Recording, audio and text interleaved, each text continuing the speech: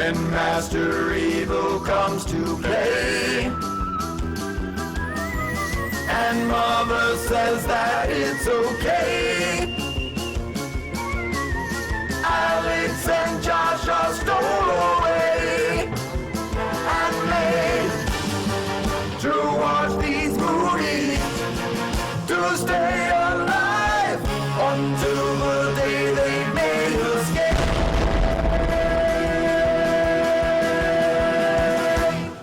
All right, good evening, Slashaholics, and welcome to episode number 5 of Getting Sidetracked with Josh and Alex. I have the esteemed pleasure to be joined tonight by the 80s slasher librarian, my friend and yours, but the special star, the guest of honor this evening, is the star of the hit comedy, drama, coming-of-age movie, 1995 classic Angus, but you also might know him from the teen NBC one-episode stint he did on City Guys. He was also in Van Wilder. If you blinked, you missed him, but that's one of my favorite movies ever, so I noticed him immediately. And he's currently being featured on and co-starring on HBO Max's hit show, Love and Death. Mr. Charlie Talbert, welcome to the show, buddy. I'm just messing with you. What's up? Yeah, I blinked and I missed me. But that's the beauty of working on great projects for a little bit of time. Dude, you were on Watchmen, too. You've been in a lot of really good stuff, man. Yeah, I've been really fortunate. I actually kind of I relocated back in 2014 to the Southeast, and I traded larger parts in smaller movies or odd movies for smaller roles in larger films and projects that I really wanted to be attached to. Okay. So it was probably one of the best moves I ever made in my life. And I blind moved to New Orleans. I'd never been there before. And I was just like, I'm going to do it. I'm coming. I sold everything off in my apartment. 2 weeks later, I was here. 3 days later, I was working on this is The Big Short. And then I Saw the Light with Lizzie Olsen and Tom Hiddleston. I love the Hank Williams story, so that I really enjoyed that movie. That was great. That was a really good project, man. I really was very excited to work on that one. Specifically, actually, when I went to set, my grandmother knew Cliff Rogers, and that was the character I was playing, who announces, Hank Williams' death to the world, because he was on the way to do my show. And I guess my grandma was supposed to go to that show. She never went to that show, but it was kind of neat having that history. And then when I got set, the director, Mark Abraham, brought me in. He directed the new RoboCop, the newer RoboCop. And when he brought me in a day early to watch the footage before that scene, just to make sure I was happy with my performance for the feel of that film. And that's when he introduced me to Lizzie Olsen. And funny enough, what is it, 7 years to the day, I'm on set again with Lizzie, and she remembered me. And I was just like, you're kidding me. This is awesome. So. Wherever Charlie goes, Academy Award honorees and winners are all over him. Kathy Bates, George C. Patton, freaking Irvin Kershner. C. Patton. Yeah. Dude, I love George C. Scott. I like George C. Scott. He played Patton. No, I'm in. No, it's just crazy though, man. Like Irvin Kershner was on set of Angus. How did he even become attached to the project in a non-speaking role? It's kind of funny. Most people know him as a director. In fact, I just got done working with for Francis Ford Coppola on his latest film, and when I had mentioned Irvin Kershner, the first thing he said was, he directed the second Star Wars. I was like, yeah, absolutely. He goes, did you know he's the reason that I wrote and directed The Conversation with Gene Hackman? I was like, no, that is amazing. But when I learned who he was on set, it was that in itself, that story was amazing, because Patrick Reed Johnson, who is the director of Angus, he was the first person ever to see Star Wars that didn't work on the project. So he's fan number one. He's known as fan one. So he called in the favor to Irvin Kershner, and Irvin Kershner came out and played my grandfather's friend. And I didn't realize the heaviness of all that until I was like done shooting. I was like, oh my God. Yeah. My girlfriend Nicole, whenever we watch Angus, she always says, if Angus's grandpa was so close with Irvin Kershner, how come he wasn't at the wedding? How come Angus had to go tell Irvin, that Grandpa passed away. Do you have any insight on that? No, you know what it is. There's certain people. I did understand it at that age, in the fact that there's certain people and certain things you just keep to yourself, because when you're married to someone, it's not living the same life. It's Mhm. sharing your life. So, you got to have those personal things that make you an individual. And I think that's what that chess game was for him. Okay.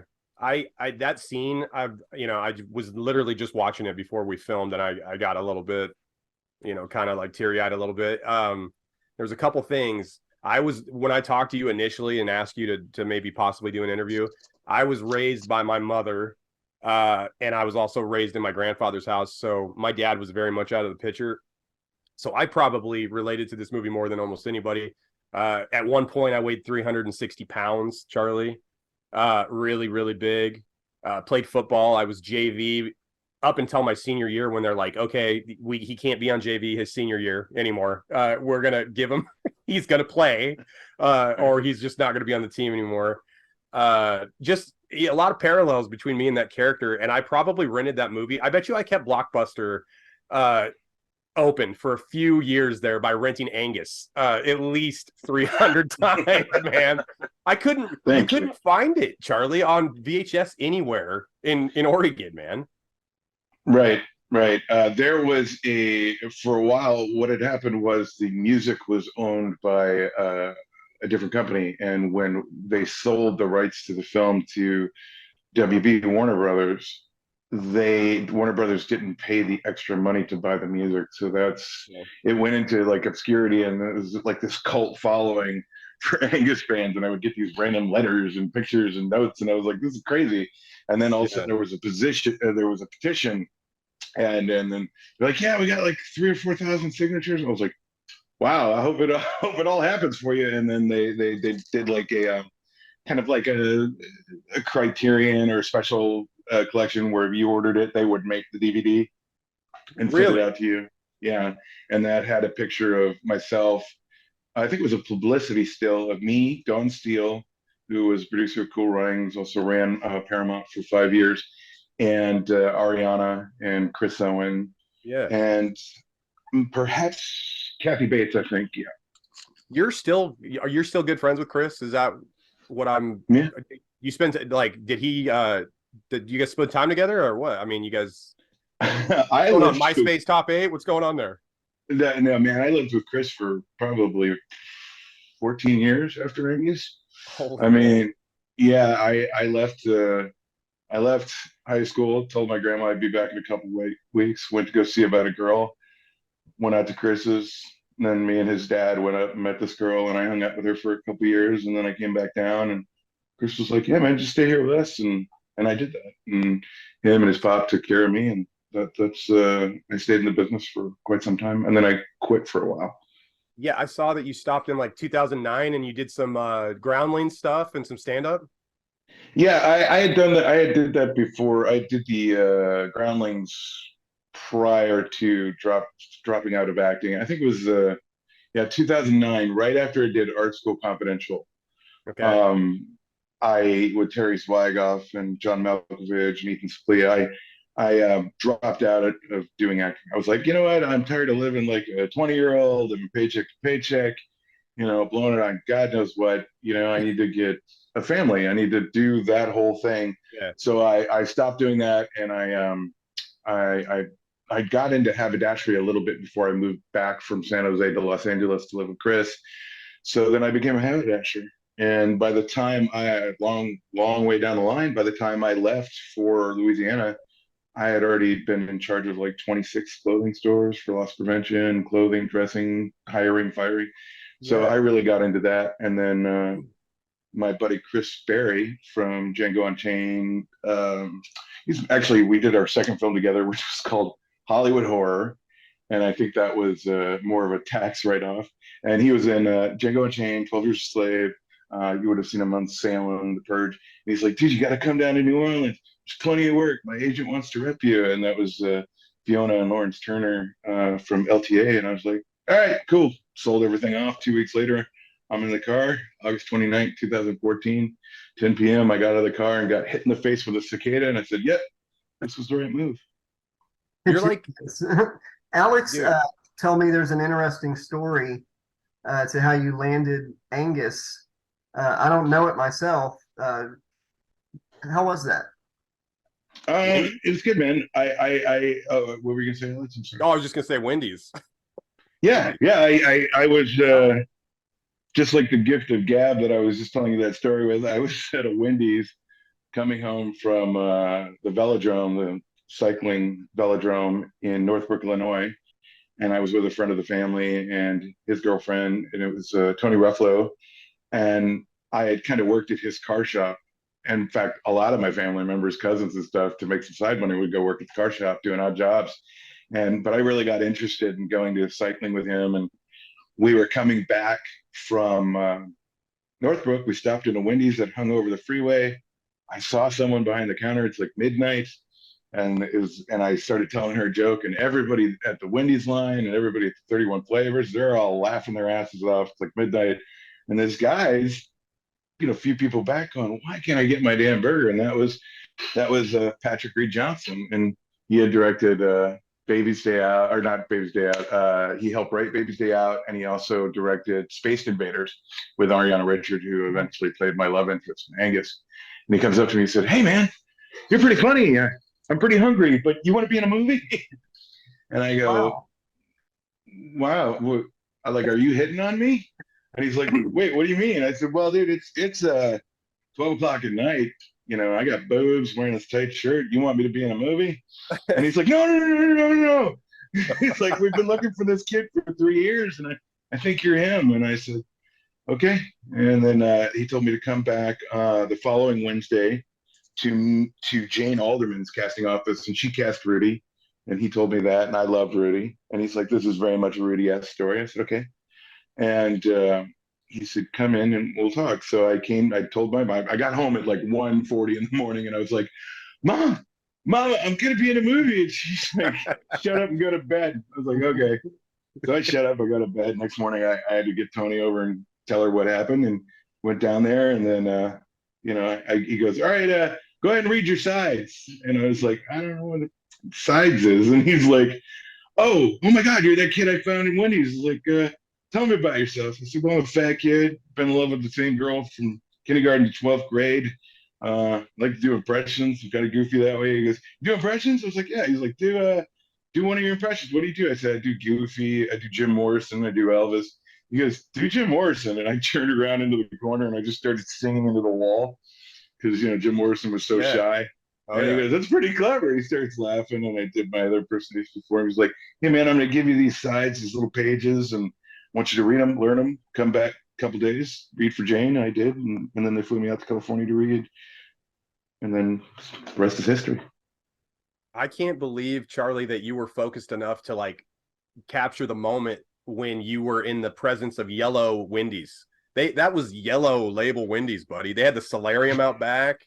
Like you were basically in a fat kid's heaven, dude. I would have blacked out if that director came up and wanted to talk to me about something. I'd be like, "Listen, I'm busy, dude. I'm trying to figure out what my Yeah, gimmick are."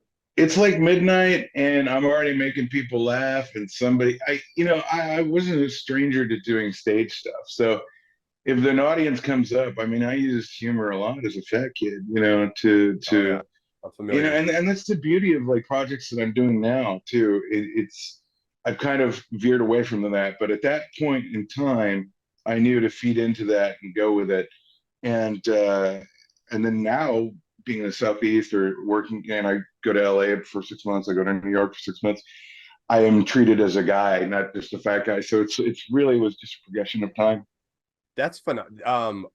That is phenomenal. And I think so. Are you so like when you see that like Brendan Fraser won the Academy Award and Ke Kwan won the best supporting actor? I mean, seriously, man, Yeah. that is Mhm. like they're gonna make a movie. They are gonna make a movie about that moment. And for guys that had success as a child or maybe in their mid-teens like you, it just shows that as long as you don't quit, you always have a chance to do something great. I mean, seriously, Charlie. I mean, it's ridiculous, man. We could see you getting an Academy Award someday. Maybe like a Golden Globe. But Hey, I don't know. Now, here's the thing though. Doing what I do now, doing these parts, like I have never. It's been a long time since I've been like extremely enthused about a show I was on, and watching. See, I did 2 guest stars on Love and Death, oh but yeah, I was with that group of people during a time of COVID for quite some time, and it was in Texas, and I was just watching all this art from a PA that was there for maybe a day to the producers, everybody in between. There was this massive collaboration of let's just create something, and instead of, oh hey, I'm a star, I'm going to get an award, I'm going to do that, I get to go work on these passion projects with people that I mean, I did Where the Crawdads Sing, and I'll get a broom and a dustpan to clean up all these names later, but David Strathairn, from Good Night and Good Luck, I got to work with him, and I spent 14 hours hanging out with David Strathairn, and I was just like, are you kidding me? yeah, yeah. This is and I love the book, and I love Livy Newman, and I love Reese Witherspoon, and I'm just like, I can't believe I'm here. Just like you were mentioning before, dude, you were in Watchmen. I know, man. I love that novella, and there I am, standing across from Giovanna Depo and Regina King, and trading lines on a Damon Lindelof project in a story and novella.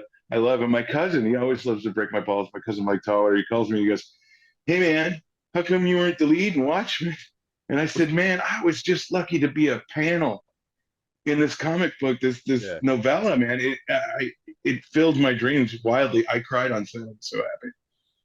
Yeah, that's, first of all, that's incredible that you get to rub elbows with all these people. And I'm like, whenever I'm around greatness, or like someone that's like a high achiever in any field, I feel like a little bit of that rubs off on me in like some small way. Do you feel like that at all when you're around these great Oh people? my God, man. It's so always being the funny fat guy. Everything is so big. I'm very animated. You can tell. Mm-hmm. Watching these actors and working with a lot of these Southeast actors like JD Evermore, working with my old roommate and really good friend Jeff Graves, Chris Berry, Jared Bankins. I get to watch these levels of people that I never got to be because I was always too busy defending myself or being funny. I have such a soft face. It's very hard to be aggressive or have an undertone of seriousness when my eyes are going like this. So Yeah, you've I got get the to Lucy watch. eyes, dude. Yeah, Yeah. exactly. So I watch these performers and I go, holy God. And I'm in it with them and they're not calling me out, which means I'm doing the right thing, Mm-hmm. following the right path. And each time I get to do this stuff, I get to study these performers and it's on film forever, Mm-hmm. even if I suck, you know. So that's the thing. That's the drive of like, can I be Yeah. better? Can I make people escape, make them laugh and cry when they need to laugh and cry? Because that's what the film industry did for me. Being an unpopular fat kid, having a very physical relationship with my mother, uh, I had to find escapism. So working with all these different people, especially comedians when I was starting, and I think that's where the funny, I was built for sitcom, but we don't Mm-hmm. make those anymore in the traditional sense. So I've had to retone, retrain, but I got to use all of that and get that out of my system. So yeah, I cherish every ounce of every second that I'm on a set. Whereas when I was younger, I was cocky and having fun and being Yeah. goofy because I knew that was the ammo for that. Mm-hmm. But in hindsight, I look at some of those moments and go, you could have done this, you could have done that. Why don't you do it now? You know? Yeah, I was gonna say, I was talking to a friend like yesterday in regards to, I'm 39 years old, and it was something along the lines of like, if you had if you had the choice to take like the easy path or the hard way. And I was habitually known for being taking the easy path no matter what it was, because I was bullied, I was made fun of, I tried to be funny, I voted best sense of humor my senior year or whatever, but I was literally the most unpopular person in the world until I had a bit of a growth spurt my junior year, and I wasn't just completely fat anymore, I guess. And people, freshmen and sophomores came in or whatever. But by being so overlooked at all times, I would constantly take the way where what's the easiest path to not be made fun of? How can I get out of this situation without having attention brought onto me in like a bad light or whatever? And I took that into my adult life, and I really wish, I would have done harder things and decided to actually grind a bit more just in everything, because I don't know why I did that. It was super character flaw. So I really agree with you It's because it was that you easy. can't go. Yeah, you can't go back. You can do it now, though. You can change it now. Yeah. So You have these moments when you're in high school yeah, where you're yeah. like, I'm smart enough. People like me. Full series full action. Oh yeah. Dude, hey, hey guys. People like me. Hey guys, somebody just came into the restaurant I was working at today for the lunch shift, and they said they were listening to this podcast by Dana Carvey, and it was the Hans and Franz movie that was never made. So yes, it's the Conan needs a friend. Yeah, they're making Conan O'Brien needs a friend. They're reading the lines and everything. Have you heard this, Charlie? Yeah, what they're doing is they're doing a read through of the script. Like the movie isn't happening, but what they're doing is they're reading you what Robert Smigel and what Dana and what Kevin came up with. And wow. Yeah, I truly love that stuff. A related story to that is I was supposed to play Norm Macdonald's son on his show before he passed away, the Norm Show, and I booked it that day that it got canceled. But years later, I had my own show in 2008. It was like #1 on CBS Mobile. We beat out Letterman. We beat out Big Brother, and it was Verizon flip phone. So I had a flip phone show back in 2008, and my only agreement with them is I had full run of CBS 24 hours a day, television studio, where they shoot Price is Right. So I'd hang down on that set. I'd go with my writers. I'd run and steal Ferguson's guests. And what they were shooting downstairs was something with Norm and Super Dave Osborne. And Norm came up, and he's walking through the halls. I'm like, Norm, it's Charlie. How are you? He's like, oh, yeah, hey, Charlie. And he's like, come hang out. We're going to be writing something. I walked into a room. There's Norm. There's Smigel. They're smoking a Fat J. There's another head writer from SNL there. And they're just shooting around these ideas. So I was listening to that on Conan O'Brien Needs a Friend, who I love. In fact, I really wanted to replace Andy Richter when he left the show originally. I was having my agent go for that. But I watched that. I loved it. Yeah, I love that read through. I love when people get to express those ideas. I'm finding old scripts from the shows I was doing on CBS Mobile, and I'm like, oh my God, first of all, this would never play now. Second of all, this is awesome. Yeah, there's so many. Like, dude, so speaking of what wouldn't play now, Chris and Angus, your buddy, when he's got that shirt and he's being like, got a bullet in the head of the volleyball or whatever. I saw that and I was like, okay, Angus is canceled. Hopefully nobody sees this, 30 years later or whatever. Great. Yeah. It was a different time. There was a different innocence. The good news is we weren't adults at that point shooting that. You know what I mean? Oh yeah. And because then I think that would come back around on us. Dude, so what was it? Okay, so you and Chris lived together for 14 years. What was it like when you guys would go out to like a nightclub or go out to a bar or whatever? Would people recognize you and be like, holy shit? Well, we didn't go out to a lot of nightclubs or anything like that, but when we went to parties or bars, whatever, Chris was well known for the American Pie movies, Oh, yeah. So I remember when it was called East Great Falls, and he was like, I don't know if I want to do this nerdy stuff again. And him and my dad, or his dad, who was kind of my dad at the time, we were like, yeah, you should do it, and he's like, yeah, I'll do it. But then it was the Shermanator this, Shermanator that. I remember one of my favorite things. That was the nice thing about not being well known until they realized who we were together. That's what I was thinking. Yeah, that's what I'm saying. But I would change my look so much. I'm a chameleon. If you look at most of the movies I've done, I look different every one of them. Well, your hair in one of your photos where you look like Oppenheimer almost, like Tesla. Yeah. That's from Barry Jenkins' The Underground Railroad that I did with my roommate Christopher Barry that got me back to acting. Oh, okay. That was phenomenal. That almost went on the thumbnail. Yeah. But yeah, seriously, put it on there. I love that picture. But I remember saying to Barry, I was like, I look like John Candy's brother, Hard Candy. But yeah, so like we were at the bowling alley. We were at a place called Jerry's Deli, very famous off of Ventura Boulevard in the Valley in California. And I remember these girls, and Chris had a little bit of a goatee going on, and but he had just gotten a goatee, and these girls were like, oh my god, is that Shermanator? And I just like turned back and I go, "Ah, the Terminator doesn't have a goatee," and they just totally were like, "Oh yeah," and then just Oh yeah. so, Good point. so I Yeah. would do that. I would do that with Chris a lot, and we really enjoyed doing that. It was like good cop, ridiculous cop. Dude, Chris, like he was been in like a ton of movies. Like Major Payne, I think was his first movie. Was that his first movie? He was Yeah, cast when we in? were shooting Angus, we went to Universal Studios and we saw that big picture of his face and Damon Wayans, and it was really exciting. So I was just gonna say Chris though, like is a low key, like he's a scene stealer. Like whatever he's in, I almost Yeah. gravitate my eyes to him because he's very good with like his eyes and his like he kind of like he emotes really well. I don't really know how to say it. He doesn't really have to say anything without he can say Yeah. stuff.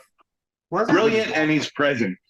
Yeah, he's good. No, he's really good. I'd It read an kind of article. feels like when you watch Chris Owen, you feel like you're in his shoes in all the projects he's done. Oh, for sure. He got a raw deal. The Shermanator got a raw deal in American Pie. But he got a full arc in American Reunion because he got to Right. got to sleep with Nadia like 4 movies later, which is good. So finally, dude, when Charlie, when they did the Terminator, where he zeroes in and it's red and Yeah. black, and it says Yes. target acquired or whatever. Yes. Oh, I lost my shit. That was phenomenal. That was God, great. yeah. Oh yeah. That was brilliant. Yeah, it was so happy. I used to bust his chops a lot because my favorite line in all the American Pie movies was Sherman. He's like, "What's up?" He's like, "What the fuck are you doing here?" Sean Williams gone. And I was like, "I'm sorry, Chris. It's just got a good rhythm to it. It's a genius line, and you reacted great. So be honored." Sean William Scott didn't he get noticed at working at a movie theater? I read about him too. He was working at Home Depot. where the hell where the only time that the only time that anyone at Wendy's or Home Depot ever discovered anything when I was there was that their toilet was clogged after I left. That's the only thing they Oh my discovered. gosh. Nothing. Yeah, nothing amazing happened when Alex. Are you allowed It's back incredible. in that? Are you allowed back in that particular restaurant yet, Alex? Yeah, hey, like there's that kid that went to McDonald's and clogged our toilet. Charlie, man. So I want to ask you about. So 2005. I'm hungover. I'm feeling sick, but all of a sudden I'm flipping through the channels, and I see you. At least I think it's you, and it's in a movie called Bachelor Party Vegas. Oh yeah. And Oh yeah. I hadn't seen you in like a starring vehicle in probably 3 or 4 years to that point, and you seriously got me through the worst hangover I've ever had, Charlie. You stole every scene in that movie, dude. Like when you're prepping them on the airplane, did they let you just improv stuff, or was that on page? And most of it was on page, but I always get to play. That was the beauty, like the fuck Osama bin Laden line. Yeah. So hold on. I love the Johnny Cash poster, by the way. There you go. Let's see, who's it there? There we go. Oh, There's there me we and the go. gang Oh yeah. from the paintball scene. God, Yeah, I love that film. I keep that film close to my heart. Eric Burnt, who wrote and directed it, was actually writing about his own bachelor party, and he wrote it very much to resemble the game. But what had happened halfway through is our DP left, and you'll notice there's a different feel when we go to the jail and before the jail. There's a different feel. One feels a little more John Hughes, and one feels a little more like dark. It was when you're in the jail and the guy is behind you. I'm like, this is kind of like not as light as it was. And, Yeah, you know what I'm saying? I remember telling him, I was like, "Hey man, just I don't know how to say this, but fuck my mouth really hard with your hand." He's like, "What?" I was like, "Yeah, just do it, man. Just do it because it's too dark in here and it's too ominous." So we did that, and there was some goofy stuff that we were doing in that movie. But I had such a great time on that film. Donald Faison, who he ended up hiring me for a couple episodes of his show, The Playbook, and then hanging out with me a few more times after that. I really like him. And he really made that film fun to work on. Him and Aaron Himmelstein, Jonathan Bennett. It really was one of those things. Calpin too, because I had met Cal in the audition for Van Wilder. Yeah, I was just going to ask you that you had the connection from Van Wilder, obviously. So going into that audition, I felt way more comfortable booking this project. In fact, I remember I'm supposed to have this part where I smack, and I think it's part of the airport scene, is where I'm supposed to smack Jonathan in the sack, because it's '90s humor. Oh, Our yeah. only rule was we tried not to do movies that said the word splooge in them. And Cool. and I went up to the casting director and I actually smacked the bottom of her chair, and I was like, oh my god, I just lost this part, and that booked me the role because I just didn't even think about her. I just thought of her being one of us, and she got it, and she was like, yeah, and Cal was like, let's do this, and I got to tell you, we had the most fun. I remember that's when Cal had booked Superman Returns. And he's like, did I get to work on it? I was like, dude, come on. So the experience from A to Z, I have so many friends, Trent Othick, his brother Matt, the producers out in Vegas. I've worked with that crew several times Cal Yeah, worked at the White House, right? now. Very much so. Yeah. He Yeah, he's in brilliant. Harold and Kumar, like I wonder if Cal had to study the doctor terms when he's going over, with John Chow, and or did he just know that stuff off the top of his dome? I mean, he's very intelligent, obviously. I gotta think very much though, even if he didn't know it, he was exposed to it prior to having to read those sides. Because even between our takes on this goofy ass movie we were doing, this Bachelor Party Vegas movie, which was called Vegas Baby or whatever. We were doing that, and between takes, he would just stop, shut down, put on his headphones, sit there and read his newspaper and drink his tea. I was like, that man's smart. I won't bother him too much. I don't want to rub off on him. Dude, Calpin is a legend. Meanwhile, back at the interview. So Calpin was on House. You guys Right. think that, right? Yeah. What did you think of his performance on that show and his overall story arc? I saw most of his story arc. I was actually really happy to see him on that show. I was actually happy to see him doing something that was a bit smarter, just because he has it in him.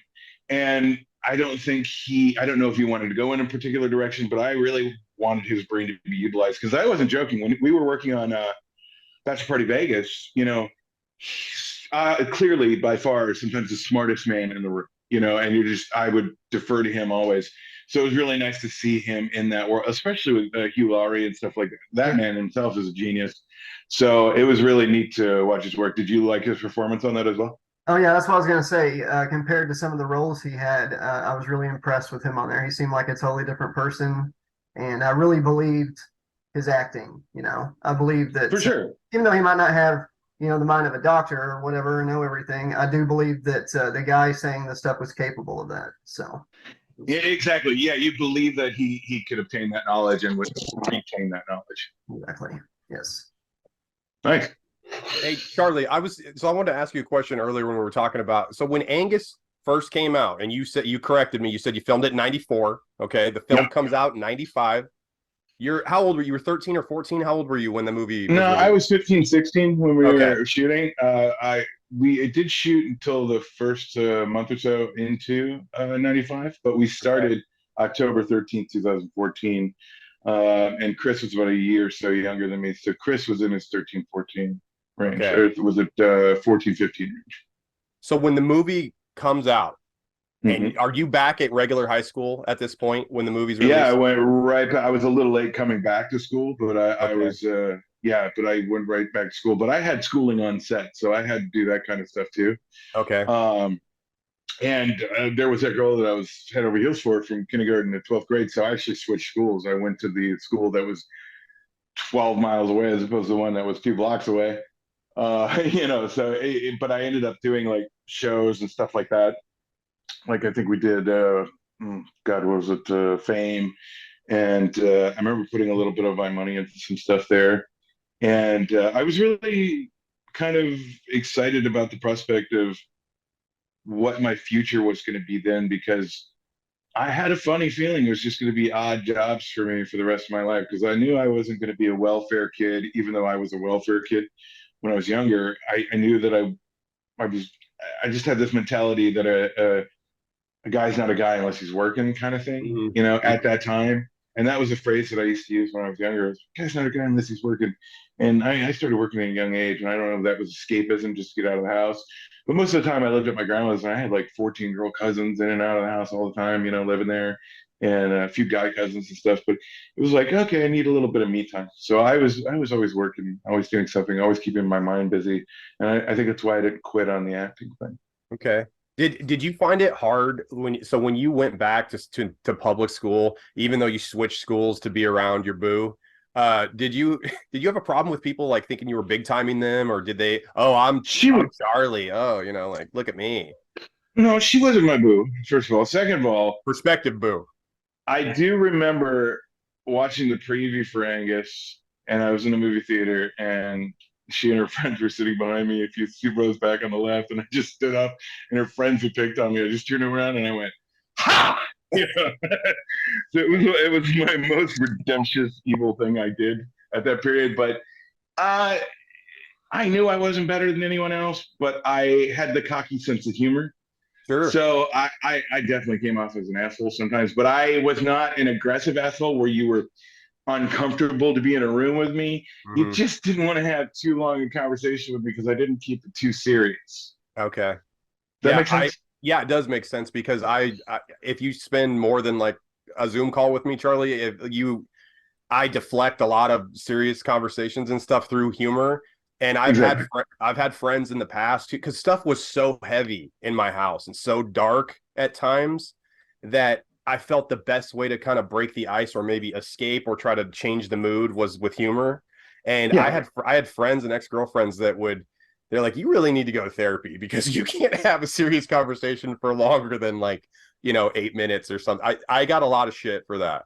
So And you looked at her and said, "Oh yeah, well I can't have a serious conversation for less than that." Exactly. Yeah. So there. Anywho, no, I feel you, man. So what is Charlie up to today? Well, what am I doing today? Oh, I just got an offer for a film that shoots here in I think shoots in northern Louisiana. And it was written before the strikes that are going on right now. As long as we don't do an actor's strike, I'll probably start shooting that late this coming month. And then I got to go up to New York to work a couple days on a series for Kamal Ahmed, who you might remember from the Jerky Boys. Oh yeah. We've become friends over Clubhouse during the pandemic and stuff like that. I just finished working on I still can't believe I get to say this, but I just got done working on Megalopolis, the latest film from Francis Ford Coppola, and I got to work with some very, very talented cast, Aubrey Plaza and John Voight and Shia LaBeouf and Adam Driver and Giancarlo Esposito, and I do. It's just endless how much talent. Gustavo Fring? Emmanuel. Huh? Gustavo Fring, Charlie? Yes. Is he as serious on set as he was at Los Pollos Hermanos, or? He is. I didn't get to work too much with him particularly, and I can't tell you specifically who I did work with a lot or didn't work with. I will tell you that Dustin Hoffman's in the film as well, and I think this is the first film Dustin and John had done since Midnight Cowboy. Little Big Man, I'm going to go on record, probably top 5 film of my lifetime. It was a movie, like my dad and I have a very strained relationship, but one of our movies, one of our go-to films was Little Big Man. That scene where he's so drunk and so down in the dumps that he's actually like living in a mud puddle. Do you remember that scene? Okay. No, I have not. He's so drunk and such a loser at this point in the film that he actually lives in the mud puddle in front of the saloon.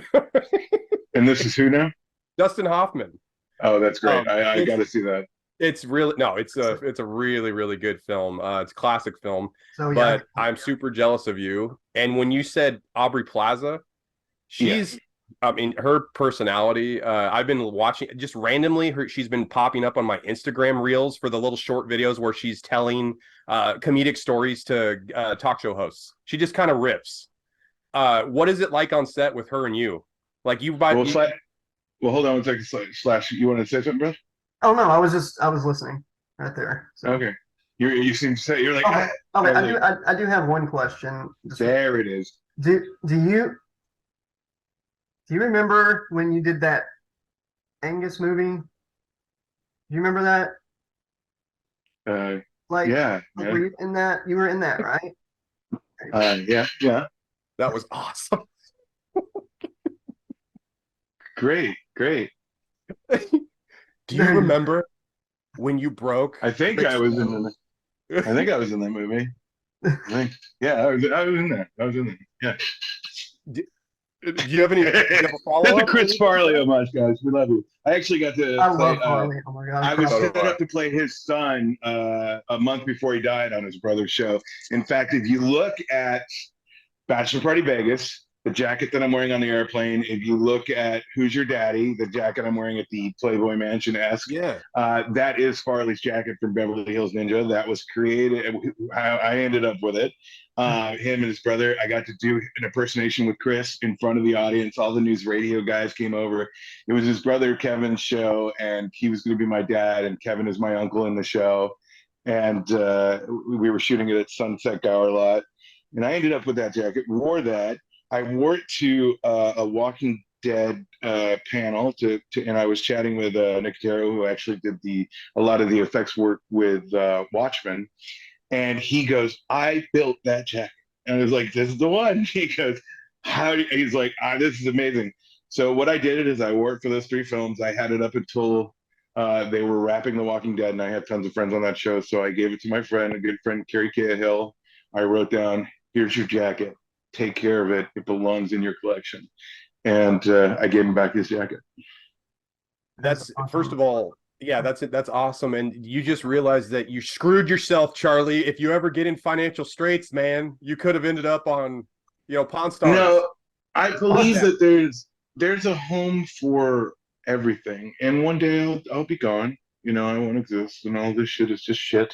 But there's a person out there that built something that's been through an amazing amount of history, that's been everywhere, that randomly found its way back into his collection.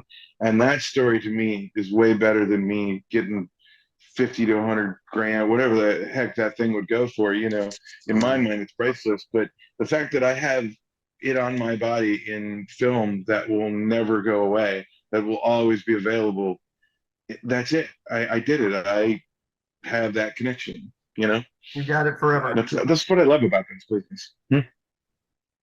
Beverly Hills Ninja is like, yeah, exactly. When he was in Beverly Hills Ninja, I had read a lot. I was a huge Chris Farley guy, and he was having a really hard time because it was fatty fall down. He really struggled with that, and I feel like he was so underrated for his athleticism. I mean, cartwheels, backflips, somersaults and stuff. I think part of his magic and his whatever he had that jumped off the screen was the fact that you could feel his struggle inside would come right on the screen. And that was part of what ended up killing him too, to be honest with you, in my opinion, because he felt everything. When we were doing the thing in front of the audience, and Chris said to me in front of his agent, he said, man, you got to stop doing that. You're going to make me lose my job. And I was like, because I was doing my Chris Farley impersonation. My hair was blonde at the time. And he said, you're funny. He said, make sure that they're laughing with you, not at you. And that was the last thing Farley had said to me. And it's stuck with me for this round, for this round of what I'm doing in the film. I mean, I'll do some improv stuff here and there. I just got done working with, I was up for Renfield. I ended up cutting a bunch of characters next morning. I love that show, but I got the improv for that. And I also get to work on Untitled Sisters movie with Sandra Oh and Aquafina. And the scene that I have in there is completely improvised. And Lisa Frankenstein, the scene that I have in there, it was structured, but I got to play. So it's one of those things where I'm gonna make sure that they're laughing with me because I'm enjoying this too. Mm-hmm. Even though the point is I'm a ridiculous looking fella in some instances, or what I'm doing is ridiculous, or the scenario is ridiculous, but I am in control of that scenario. Yeah. It's important to remember. That's like the perfect. I bet you that's probably difficult. What'd you say, brother?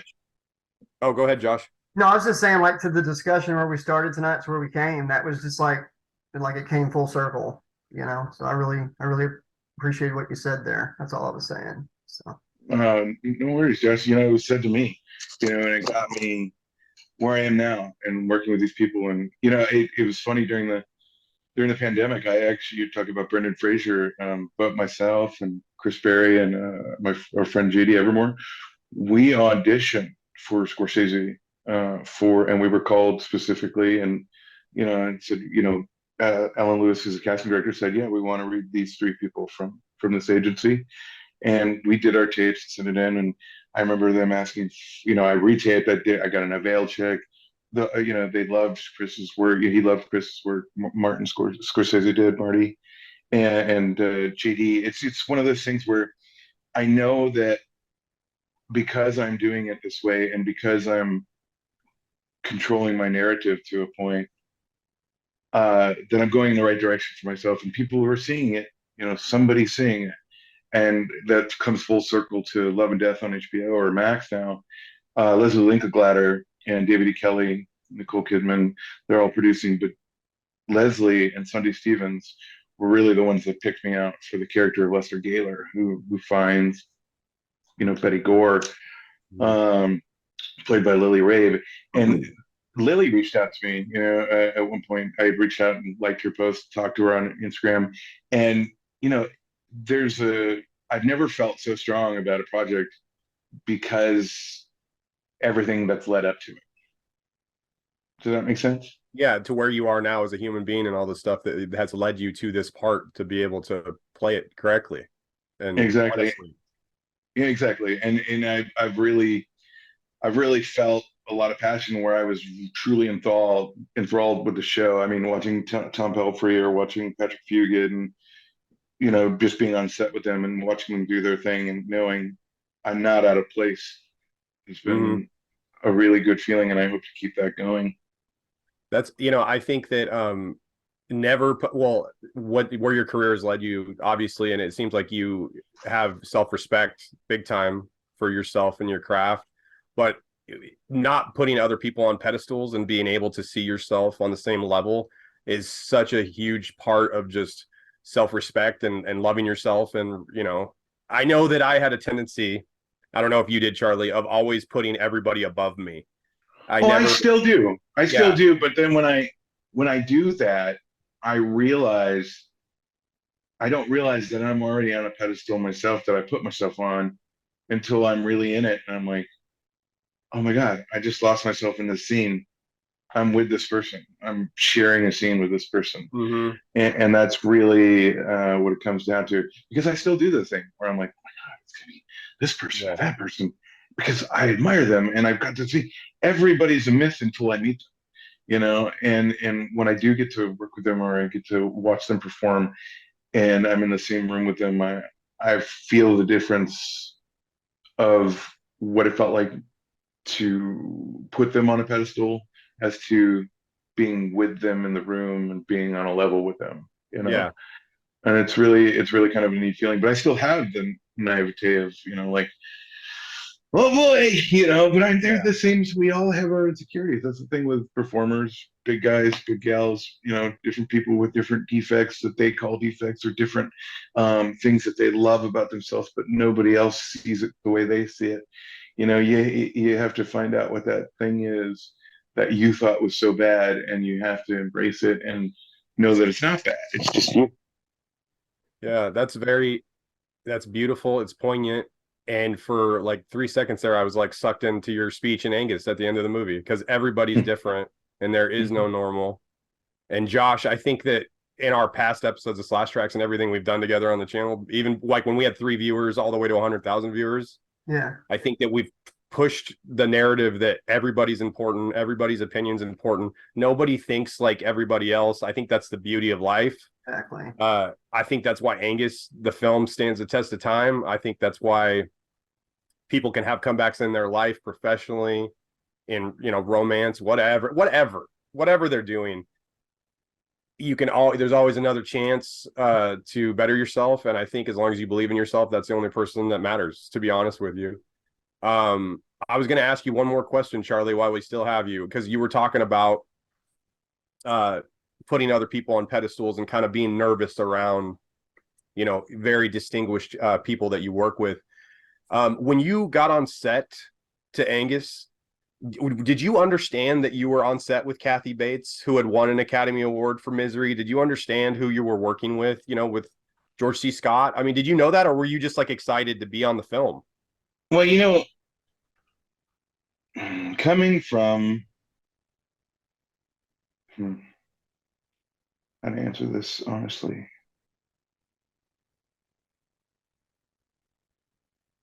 I knew that what I was leaving behind as a kid was leading into my future. And I knew that being gregarious is how I got there. But I remember why I'm gregarious. It's because of these performers that I watched that let me cry when I need to cry, laugh when I need to laugh, and just feel something that I couldn't feel with the people that were around me. And knowing that I was working with Misery Mom, she let me pick out the cover for Dolores Claiborne. That picture with the house and all that. She had to make the final decision. She had her Motorola phone, and to get along with me, she invited me to the trailer. We talked, and she said, I need a little help, honey. Can you help me pick the cover for this? And she told me what the movie was about. And I said, this one affects me more, and she made the call right then and there and said, this is going to be the cover. And she had final say so, and they did it. And then I remember playing basketball outside of one of the schools, and then it was Irvin Kershner and George C. Scott, and George C. Scott gets out of the car, and I'm playing basketball, and I remember having my Jordans on that I just bought because I had money, and he says to me, he goes, "Well, you must be Charlie," and I said, "General Patton knows my name," and I told. I told Francis the story in my audition. I said, Francis, you were part of one of the first moments of Hollywood in my life because you made Patton. You wrote this thing. You created this thing.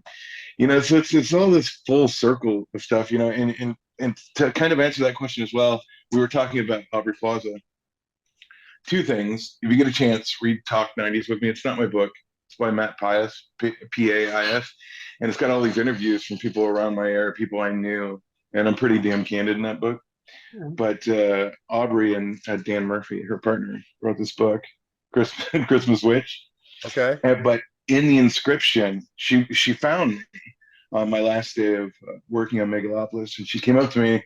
She goes, "I have a rap gift for you. You want to hang out for a minute?" I was like, "Absolutely." And she would always try to include me in scenes and stuff when we were working together. And she said, "Darling Charlie," and I can't show you because there's some stuff that's private and we give away stuff. "Dear Charlie, you have served me well and brought me much joy in this circus of freaks. We love you. We'll see you around, good sir, Aubrey." And just that little bit tells me again that I'm in the right company. I'm doing the right thing. I'm still being me. I'm still being the guy who has fun, but I know that it's not at cost for myself. Mm-hmm. And meeting all these people and working with all these great people, even when I stepped on the set of Angus and seeing Larry Pressman, who was the principal, and knowing what shows he was from, and working with Rita Morano. I mean, come on, how do you not know? And You have multiple scenes with her, like it's just you and her. Exactly. Carrying the entire scene alone in the bedroom. Yeah, exactly. And it's all that, that when I got there, even though I could be a little shithead here and there because I didn't know how to handle all this stuff. Yeah. And I didn't take my mom with me, I took my aunt with me. But there was still, I remember every moment, the good moments, the bad moments, great moments. And I'm still friends with Patrick Reed Johnson. I'm still friends with Chris. I reach out when I can to James Vanderbeek. They wanted me to be Pacey. Dawson's Creek, I went out for that thing 12 times. It was one of those things where all of this was meant to be the way it was because I did revere those people when I did step on set. That's And I incredible. still revere them today, but I remember that I am also a person. Yeah. I was gonna say okay. You were nowhere near as big as Billy Bob in Varsity Blues, okay? But I read for Billy Bob and Varsity I Blues knew as that. well. I knew Yeah. that. I did know that. And I don't think that Lester did a great job. I mean, Lester embodied that part. He also did a movie called The Fatboy Chronicles later on, before he passed away, where he was a doctor and he was talking to a kid who was bullied. I don't know if you've seen that, Charlie. We had talked about me marrying him and his to be wife. I met him on set of Popular, and he was a huge Angus fan, and we became really good. Ron Lester was great Yeah. people. Yeah. God rest him. Yeah. Oh, absolutely. R.I.P. Ron. He was a huge, like, you, Ron, Ethan Suplee. I still communicate with him. I love him. I played his editor in Art School Confidential. You three in particular, being who I was, a loud, funny, fat kid who was okay at football or whatever, I had you guys like kind of on a pedestal because it was like you guys at least had the balls to try to do something, whether it be professionally on screen or like off screen in your everyday life. Because I don't know, Charlie, when you're trying to lose 170 pounds, man, you got to find inspiration from everywhere. I was trying to pull it from any area I could. So I would replay Rudy, Rocky, Angus, Mhm. all these scenes in my head while I'm out there almost dying around my block. I mean, it's embarrassing to see a fat. I'm sure my neighbors thought I was crazy. They're like, "Well, there's that fat guy running around the block again. I wonder, what's going on out there." But I've got I to want to thank. witness it, and man, I am so proud of you. Like I've Thanks. seen it for I 3 years appreciate that. now, and it's just night and day. So proud of you. It's very inspiring. But I was just gonna say, like, I pulled inspiration from you guys and Ethan. On my Instagram and my Twitter, like 3 or 4 years ago, it was pre-pandemic. It was January something, like the pandemic had not exploded yet. Yeah. Ethan posted his before and after photo, and I subtweeted it or something. I said, "Wow, I'm inspired." Whatever. Nobody looked at it. Nobody cared about it. The only person that remembered it was me. Literally the next day, I was trying to exercise, and I didn't stop for like 3.5 years. And then Ethan retweeted it at my before and after, and then I got a little bit of whatever Twitter Yeah. shine or whatever. But just to have Ethan even acknowledged, because I mean, you were obviously familiar with Ethan. He's jacked. Oh he looks yeah. like Well, Hulk. he's got his podcast, American Glutton. I mean, Yeah. he's absolutely phenomenal. We continue to stay in touch through Instagram. I've always admired and liked Ethan Suplee, and sadly, a lot of the times we were going out for the same stuff. Yes. Yes. So it's one of those things. But when I got to intersect with him or I got to hang out with him, I never did I find a more gentle soul. Cool. Did you ever get to distinguish if he finally saw the sailboat? Did he ever see the sailboat from the 3D image? Do you know that? Did he ever It's a answer that? schooner. It's a It's a schooner. A schooner. schooner is a sailboat. I What? can't. The Eastern Bunny's not real. It's a guy in a Yeah, suit. I'm pretty sure he does. He does finally. It's in the credits. Remember? It's in the credits. Yeah, he's like, it's at the very after Mhm. Truth or Date has aired. Yeah, I Yes. think it's, no, but I was just gonna say, I totally got sidetracked on this episode of Sidetracked, but yeah, I got fucking sidetracked. How dare you? I turned into Chris Farley there for a second. Remember, Charlie, when you met Ethan Suplee? No, I was gonna say though, Varsity Blues. Before I had even read that you auditioned for the role or were thought of for the role, I was like, bam, that's Charlie's role. He should have got that freaking part. You were age appropriate too. Ron was perfect. They were trying to pair Vanderbeek and I up. Like I said, I got paid for my auditions for Pacey. It was the best script I'd ever written. And it ultimately came down to I just wasn't physically fit enough to like carry this kind of romance show on. Sure. And it was literally down to he and I, Jackson and I. And we would go in the room back and forth and stuff like that. It's one of those things, oh yeah, my life would have been extremely different. Things would have been crazy. But the show wouldn't have been as good.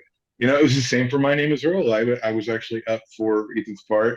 I was first choice for Ethan's part at one point, and then when Ethan got it, I was so happy. I was like, I can still play that. Not like Ethan, but I would play him very similar.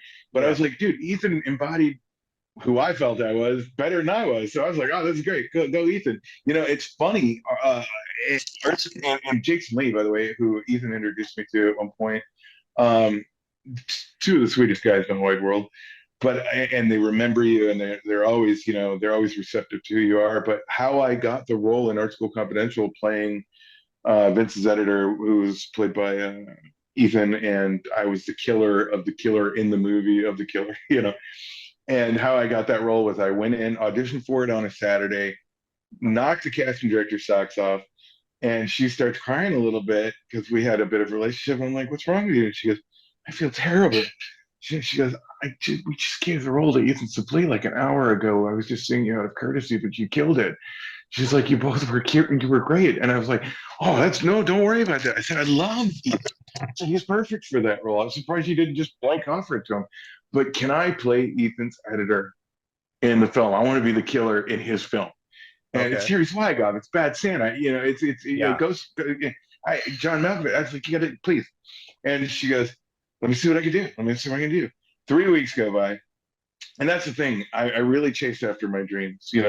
Um, I, I I have a really good story that I'll write down in my book. You'll see about this last project. But how I got that role was I left. 3 weeks later, they're about to shoot on a Monday, and I knew one of my friends. She worked in the casting office for the casting director, and I was like, "Come on, it's Friday. They're going to shoot Monday. Oh my god!" I was like, "I'm supposed to work on this project. I know I'm supposed to work on it." And I called my manager, Beverly Strong, and I said, "I need the casting director's number right now." And she's like, "Oh, no, no, no, no, no, that's not how that works." And I said, "Listen, I will give you 10% of everything I make for the rest of my life if I'm wrong. And I don't care if it's acting or not." And she said, "Oh, yeah?" I said, "You can drop me if I screw this up." She says, "Okay." She gives me the number. I make the phone call, and I'm thinking my friend Rose McGowan is going to pick up the phone. Different gal. And I I make the call, and a voice picks up, and it says, "Hello, you've reached casting." And I was like, "Oh," and it was a casting Holy shit. director. Oh, Yeah. and I go, "Hi," and she said, "Yes." And she said, "This is Charlie Talbert." She's like, "Oh, you represent Charlie?" I said, "No, this is Charlie." And she goes, "What are you calling me for?" I said, "You remember when you were crying in my audition and you were upset that you couldn't do this?" And I said, "I really wanted to work on this, and this is how I wanted to do it." She goes, "Yeah." I said, "What happened?" And she goes, "Well, Charlie, I didn't want to give you a lesser role to your friend Ethan." And I said, "Oh my God, give me a lesser role. Wear high heels and step on my groin. I don't care what you do. I got to work on this project. It's the best thing I've read since Dawson's Creek." And I hear laughter in the background, and I'm on speakerphone, and this camera zoom out that just happened was how I felt. And the laughter, one of the laughs was very familiar, and the other one I could tell was Terry Swygoff. And it was Terry and John Malkovich were in the room with the casting director, and Terry leans over to the phone and says, "Charlie." "Yes." And he goes, "Show up to set on Monday. You got the part." And they let the other guy go, and I got to play the fellow I wanted to play, and that's kind of how I ended up on the last project. That was great. You just got to That's follow your dreams. You got to push through. That's exactly how I got you for Sidetrack, Charlie. I just Exactly. You- slipped into your DMs, dude. You were hoping it was a girl, and it was all of a sudden me. And I'm like, "Hey, Charlie," and you're like, Charlie, "Oh, let's see what's in my DMs today." And then boom, and there I Charlie, am. What were we gonna say, Josh? I was gonna say we just really appreciate you coming on tonight and talking with us. It's been great. I caught myself just listening and being a listener of the episode for a big part of it because y'all have really the back and forth has been really good, and I felt myself in a lot of y'all's stories. So became a listener.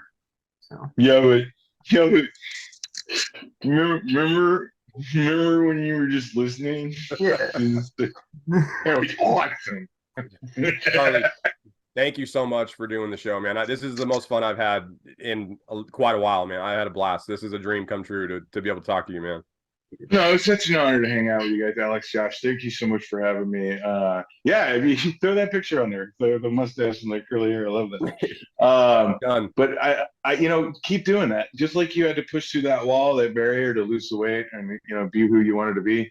It's the same thing I do to get roles. And it's the same thing I do to like better myself when I'm performing. Cause I know I'm not 100% who I want to be every day, but the parts that I am made up of, I like and I respect. And that's really important, for somebody to do that. There's no normal, just like Angus says, the whole theme of Angus, there is no normal. Well, guess what? It's true. That's phenomenal. Josh, I don't think we could end the episode any better than that. I think you should just end it. Just be excellent to each other. And yeah, thank you. That was great. Thank you, Charlie. Absolutely, guys. Thanks so much for having me. Absolutely, man. Anytime.